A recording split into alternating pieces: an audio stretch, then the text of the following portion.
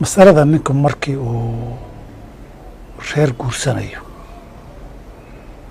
wax guud oo qofka nin walbo reer yeelanaya laga doonayana waa jiraan. wax si gaara looga doonayo qofka hal xaas ka badan yeelanayana waa jiraan.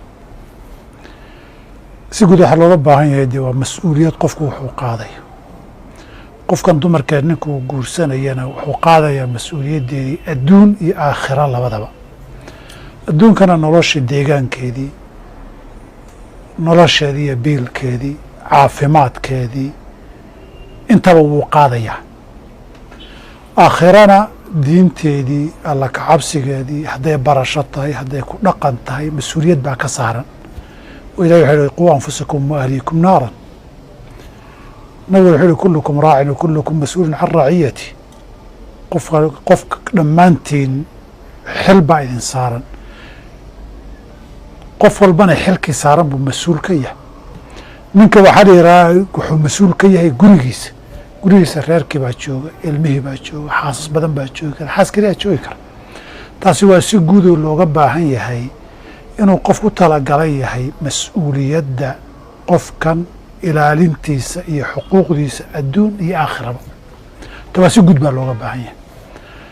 mid labaada looga baahan yahay markay laba xaas timaado iyo wixii ka badan waxaa ku soo kordhaya cadaalad xuquuqeed baa ku soo kordhaysa.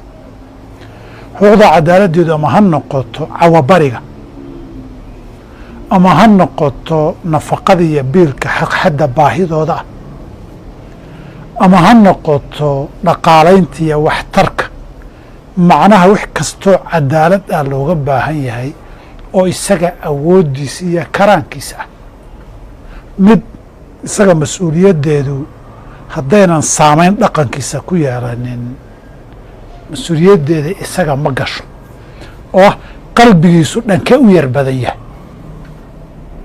waata ilaahay ku magaca tilmaamaya qur-aanka walan tastatiicuu an tacdiluu bayna الnisaa'i walow xarastum falaa tamiluu kula اlmayl.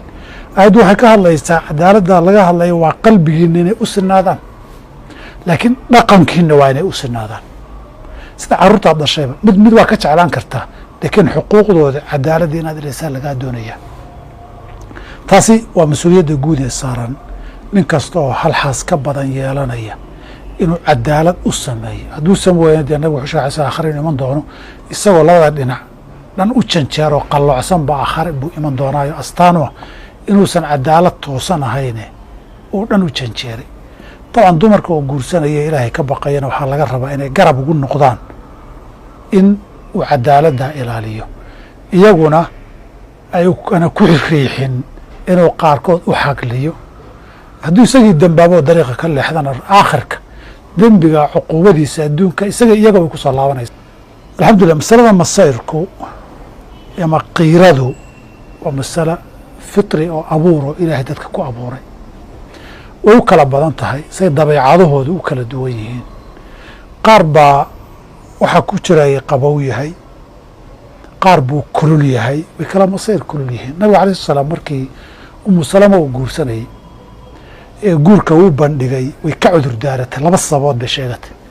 waxay tii horta carruur baan leeyahayo dee carruurtaydu inay ku dhibaan haddu ad dhibsata ma doonayo. laba qof masayr kulul baan ahay bay tiri. wuxuu carruurtuna waa carruurtaydii, masayrkan ilaahay baan baryayaa inuu kaa qaado. fal ahaan wuu u dhici karaa dadka qofka ugu khayr badan ee ugu wanaagsan buu ka dhici karaa. nabig alai slam maalin isagoo guriga caaisho jooga baa martiya dad baa u joogay. xaasaskii kaleo deris ahaayeen mid kamida baa weel timir ku jirtay soo dirtay tiri bal martidaa ha loo geeyo. caaisho in xaafadii kale raashin laga soo wareejiyey ka xanaaqday ba hal dharbaaxay ku dhufatay xeeradii lagu waday, way dhacdo way kala jabtay. de timirtu waa boorkaa laga jaftay oo waa la ururiyey. nabigu ma xanaaqin, martidii baad igu sharaf tirtay ma dhihine wuxuu yihi kaarat ummukum, hooyadiin waxoogay waya masayrtay. markii subaxii la gaaray ee weelkii la celin lahaa xeero ay iyadu lahayd buu diray. wuxuu yihi inaaun biinaa'in oo طacaamun biطacaamin. cunno haddii qofku waxaad gudbana cunna lagu gudaa, weelna mid baad jebisay ee kaagan baa la qaadani. talafteedu waa cadaaladii oo qofkii weelkiisa haddaad jebisa kaaga inuu qaato. laakiin nabigu reactionkiisii ama falcelintiisii maaha inuu xanaaqay oo qayliyey oo laakiin raggiibuu cudur daartay oo wuxuu yidhi dagaarat umukum hooyadiin xogay masayr baa qabto way ka hinaastay marka hinaashu wax fitri oo jira weeye qofka hinaasaysana waxaa la rabaa in hinaasuhu waa nooc cadhada ka mida waa nooc ka mida qofku wuxuu uu tirsaday oo ka xumaaday haddaad carooto ama wax ka xumaato inuu xuduudda sharciga iyo xalaasha ku dhaafiya maaha iyadana xuduudda sharciga iyo xuquuqday leedahay inuusan gudbin baa laga doonaya inay ku dadaasho ninkana waxaa laga doonayaa waxaan waa wax dabiici oo fitriya inuu dulqaadkeeda yeesho weliba marka hore iyo mararka dambe uu kala dhib bataa wax walbana xanuunku markuu horeeya kugu cusub yahay saa kuu dhibiyo markaad la barato inaad la noolaato soo noqdo waa kala laba